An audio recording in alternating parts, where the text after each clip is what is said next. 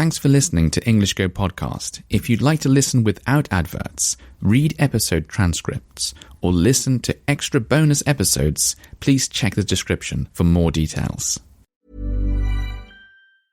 Hey, I'm Ryan Reynolds. Recently, I asked Mint Mobile's legal team if big wireless companies are allowed to raise prices due to inflation. They said yes. And then when I asked if raising prices technically violates those onerous two-year contracts, they said, "What the f*** are you talking about, you insane Hollywood ass?" So to recap, we're cutting the price of Mint Unlimited from $30 a month to just $15 a month. Give it a try at mintmobile.com/switch. $45 up front for 3 months plus taxes and fees. Promo rate for new customers for limited time. Unlimited more than 40 gigabytes per month. Slows full terms at mintmobile.com.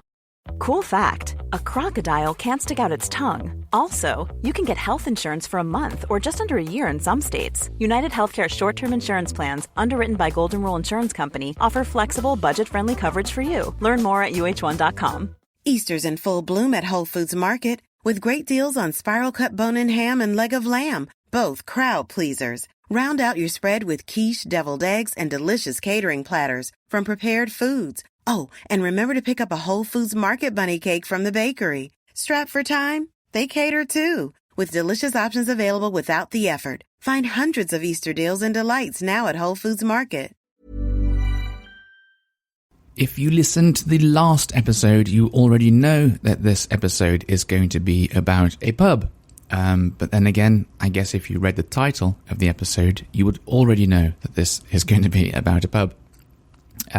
So the last weekend, last weekend now, we went out, me and my wife, to a pub, and then went to another pub later on. I should actually, before I start talking about the pub, I should say that we had a bit too much to drink. How much did I have? I would say in total, I had around 4 pints of beer. And I say in total because at some point I ordered a half of beer. And actually, it might have been 3.5. Yeah, which is still too much, to be perfectly honest. I think probably, ideally, maybe just 1 pint or 2 pints or 1.5 pints is a not too crazy amount. I know some people who drink 5, 6, potentially more pints in a single night, and that is, I just don't think it's good for your body. But yeah, I had a bit too much to drink that time, and the next morning I woke up and I didn't feel especially good.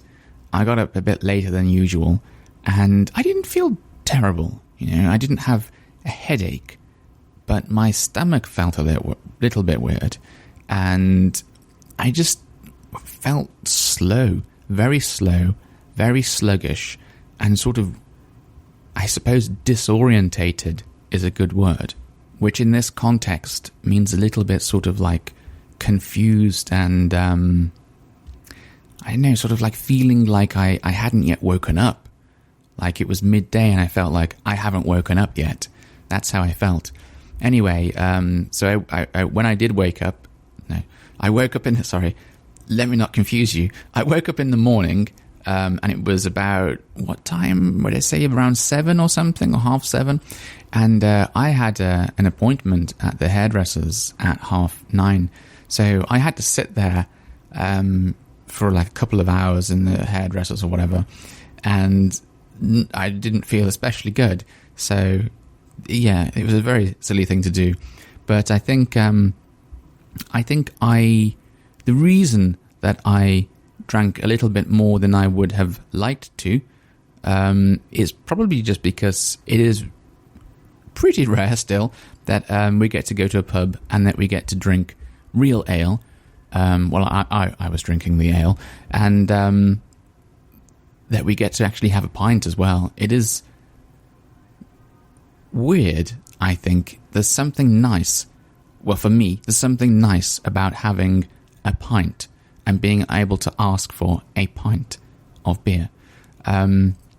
Normally over here in Japan, beer is served in these like glasses with these handles, and I don't think there's any standard like measurement. You just get this glass, and maybe one can be bigger or smaller than the next pub, and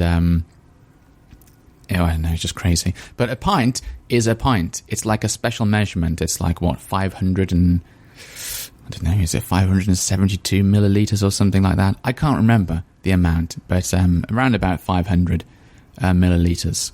So when you ask for a pint, it's not just a glass style. It's not just it's not a style of the glass at all. It's a measurement. That's what you're asking for, and that's good because you know that you can compare the price of pints then in pubs and see which pub has the cheapest pint if you want to do that. But yeah, in Japan you can't do that. So you can't tell who sells the cheapest beer because it all comes in. Well, you could. I mean, you could go into a pub, you could order a glass of beer, and then you could tip the beer out into a measuring jug, and you could see how much you're really getting, and then compare it with the other pubs, but you'd look really weird doing that. Anyway, so enough of that nonsense conversation. For me, there's just something nice about asking for a pint, knowing I'm getting a pint, and holding that pint glass in my hand. Which is part of the reason I drank too much, I think. So, we'd just been to the first pub, and my wife wanted me to take me to this... Actually, this is quite funny, because the last time I spoke about pubs, I seem to remember saying that there was a chain of British-style pubs that I've only ever been to once, because once was enough. The food was not like any food I've ever seen in a British pub before, and they didn't serve any beer, maybe beer, but they served lager. They didn't serve ale. So I thought, right, never coming back here again. The place she wanted to take me to was one of these chain pubs. And, I mean, when did I go there last? Oh, I don't know, 2017 maybe? Who knows? Or 2019? Whatever. Anyway, in that previous episode, I said perhaps I should go there again and see if anything's different, see if they've changed. And they had changed, interestingly. So the menu was completely different and a lot more like a real British pub. Maybe there were one or two things that were a bit weird. And they had, what was it? They had something like deep fried prawn. Was it deep fried? Or, I don't know, battered prawn and chips, which we have this like classic sort of pub food called scampi and chips, which is breaded prawn, sort of like fried breaded prawn and chips, usually with peas. And this was almost there. It was like really close. If they'd put breadcrumbs on this thing, it would have been scampi and chips. But I don't know. It was just weird seeing it, like almost right, but not quite. But anyway, most of the menu was a lot more like you would find in the British pub. And they were like promoting craft, I don't know if it was craft beer, but ale, which I found really weird. Like they had their own brand of ale that they sold there. Two different types of it, actually. And I just thought, wow, this is a big change, So this means potentially that I can go into any one of these chains that are around Japan, situated around Japan, and order ale, which is wow, It's blowing my mind, this concept, this idea. It's too much for me to handle because it's just been so ridiculously rare before knowing this information. Funnily enough, my wife went there with some friends from work not so long ago and didn't bother to tell me, oh, by the way, you can get ale here. And they've got their own ale, and they've got two different types of it that they sell on draft, which sort of means like fresh on draft. Didn't bother to tell me, but then she's not much of a beer drinker, really, so I guess she didn't notice. So this is part of the reason why I drank too much, because we went to the first pub and I had a pint and I had Fuller's, and it's, like I said, not my favourite beer. We went Actually, did I have 1 pint? Yeah, just 1 pint. And then we went to the next pub, and it's like, ooh, they've got 2 beers that I've never tried before. And I have to try both of those. So yeah, the first one I had, I can't remember what it was. I can't remember. But they had 2 types. One was just called ale, so that's simple. And the other one might have been like saison or something like that. I don't know how you say the word, to be honest. It's not English. It's most likely French. That one was not so good. That one, I would give it a 5, definitely. I might even give it a 6. It's probably better than drinking Fuller's. Anyway, Fuller's London Pride. But then I wanted to try the next one, so I went for the ale, just the sort of like number 1 standard drink that they sold, and that was actually surprisingly good. Not like wow, but I would give that somewhere between a 7 and an 8 potentially. So to be able to get, it was a bit expensive, but to be able to get draft ale that's a 7 or an 8 quite easily in Japan has changed my life. Probably for the worst, because it means I might be drinking more, so it's not a good change, but it's nice to know you can get it if you want it from time to time, and it's not so far away from me anymore. So yeah, that was a pleasant experience. We didn't order any food from there, I don't think, because we'd already eaten. The place itself, it was still a bit like a sort of themed English pub, but it wasn't too bad. They'd done a good job. It did remind me of an English pub. They had a nice bar there, loads of drinks hanging up in the background, like the drinks, whiskies and other kinds of spirits.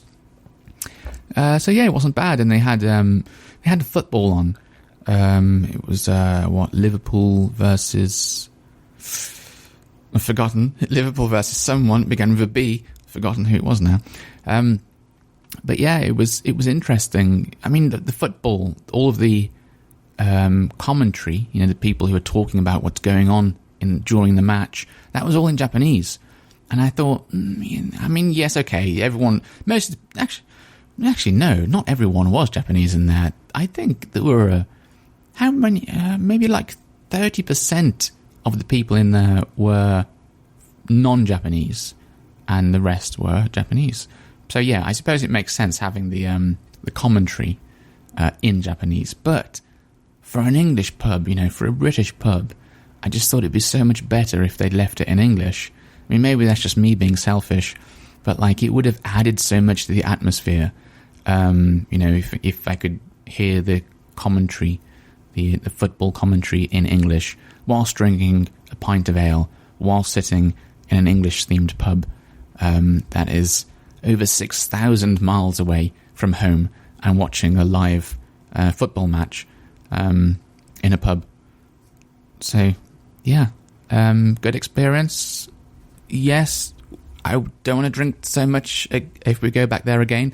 I don't think I will, but yeah, we probably will go back, and I want a pint of that ale already, actually. It was, like I said, it wasn't absolutely amazing, but when you've been drinking the stuff I've been drinking all last year, it is amazing. It becomes amazing. It just goes up a level. So, until next time, bye-bye.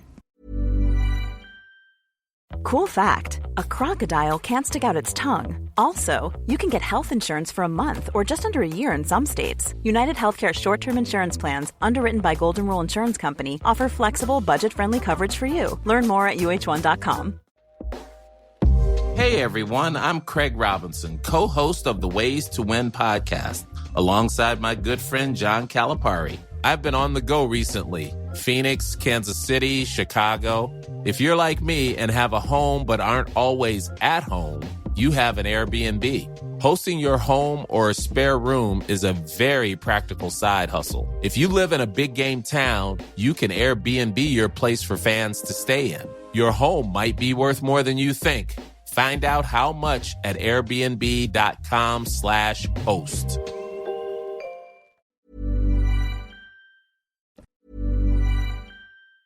Say hello to a new era of mental health care. Cerebral is here to help you achieve your mental wellness goals with professional therapy and medication management support. 100% online. You'll experience the all-new Cerebral Way, an innovative approach to mental wellness designed around you. You'll get a personalized treatment plan from a therapist, prescriber, or both in a safe and judgment-free space.